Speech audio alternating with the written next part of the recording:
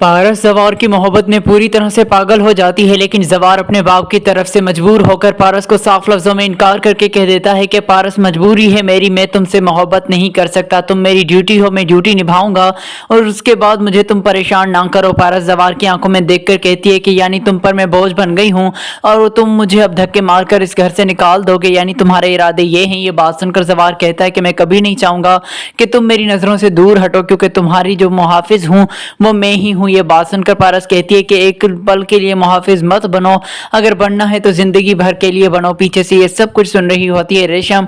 जैसे ही पारस आगे बढ़ती है तो रेशम उसका हाथ मरोड़ लेती है और कहती है कि मैंने जो ये सब कुछ सुना है बड़ा अफसोस हुआ तुम्हारी सोच पर, लेकिन जवार मेरा है और मेरा ही रहेगा। ये बात सुनकर पारस जो है वो हाथ छुड़वा कर चली जाती है और अपने कमरे में बैठकर फुट फुट कर रोने लगती है। और पारस जो है वो ठान लेती है कि पारस behzad ने जो दिमाग में सोचा है वो हासिल कर लिया है, तो जवार मेरे हाथों से ये रेशम कैसे छीन सकती है। पारस अपने बाप behzad शाह को कॉल करती है और उसको सारी सिचुएशन बताने लगती है कि मुझे जवार हर हाल में चाहिए, लेकिन behzad शाह कहते हैं कि बेटा जवार पर मैं इस तरह का कोई दबाव नहीं डाल सकता, मैं मजबूर हूँ क्योंकि बेटी का बाप हूँ। अगर मैंने इस बार दबाव डाल दिया और जवार ने तुमसे शादी करने से इनकार कर दिया तो मेरी इज्जत कहीं की नहीं रहेगी, मैं इस तरह से उसको मजबूर नहीं कर सकता। इसलिए बेटा अब जवार के बारे में तुम भी सोचना छोड़ दो, मैं आफताब को भेज रहा हूँ तुम्हारी तरफ। ये बात सुनकर पारस हैरान रह जाती है कि आफताब क्यों आ रहा है, तो behzad शाह कहता है कि उसको तुम्हारे जिंदा होने का पता चल चुका है और उसको मैं खामखा नहीं बल्कि जानबूझ करके भेज रहा हूँ क्योंकि वो तुम्हारी देखभाल करे और आहिस्ता आहिस्ता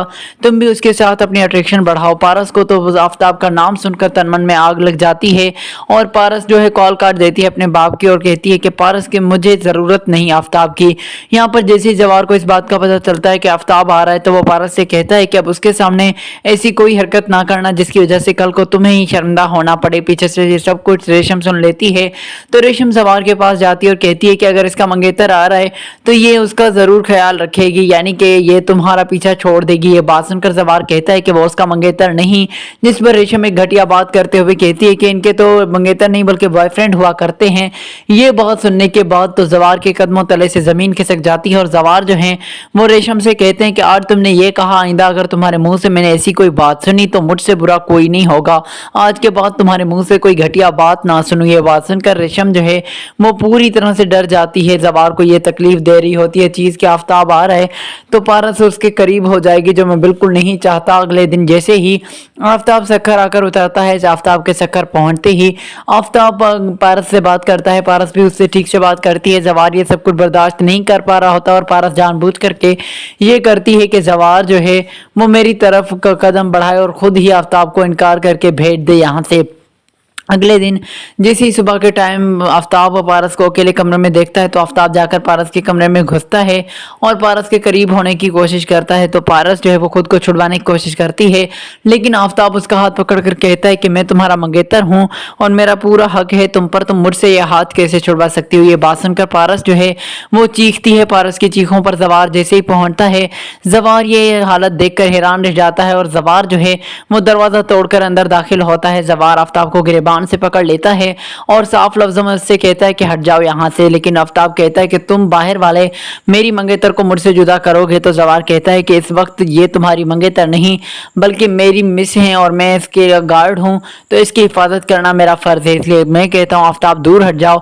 लेकिन यहाँ पर आफताब हटता नहीं तो जवार उसके मुंह पर दो चार लगा देता है और इनके शोर पर रेशम भी आ जाती है। रेशम ये मंजर देखकर बहुत ज्यादा खुश होती है कि आखिरकार आफताब ने पारस को अपना करने की कोशिश की, लेकिन पारस जो है वो तो जवार को गले लगा लेती है और कहती है कि मेरे बाबा से बात करो, इसको वापस भेज दो। तो पारस आफताब कहता है कि रिश्ता तुम्हारा मुझसे है, इससे नहीं। तो पारस कहती है कि इस रिश्ते को मैं आज इसी वक्त खत्म करती हूँ, इस रिश्ते का और तुम्हारा कोई आपस में ताल्लुक नहीं, मैं खत्म कर रही हूँ इस रिश्ते को। ये बात सुनकर तो आफताब के कदमों से जमीन खिसक जाती है और आफताब कहता है कि ये तुम क्या बोल रही हो। तो जवार कहता है कि ये बिल्कुल सही बोल रही है, इसका अब तुम्हारे साथ कोई वास्ता ताल्लुक नहीं है, इसका रिश्ता मेरे साथ हो चुका है। ये बहुत बात जैसे ही रेशम सुनती है उसके सर पर हाथ आ जाते हैं और पारस बहुत ज़्यादा खुश होती है कि मैं और बाबा अपने प्लान में कामयाब हो गए कि आफताब मेरे करीब बढ़ा। तो जवार ने अपनी मोहब्बत का इतराफ़ कर लिया। जवार पारस का हाथ पकड़कर अपने बाप के पास आता है और कहता है कि मैं रेशम से शादी नहीं कर सकता, मैं पारस से बेपनाह मोहब्बत करता हूँ, इसको छोड़ना मेरे बस की बात नहीं, आप लोग कितना भी दबाव क्यों ना डालें लेकिन मैं पारस को नहीं छोड़ूंगा और ये मेरी आखिरी जिद है। ये बात सुनकर जवार की माँ और बाबा भी मान जाते हैं और रेशम को इनकार कर दिया जाता है।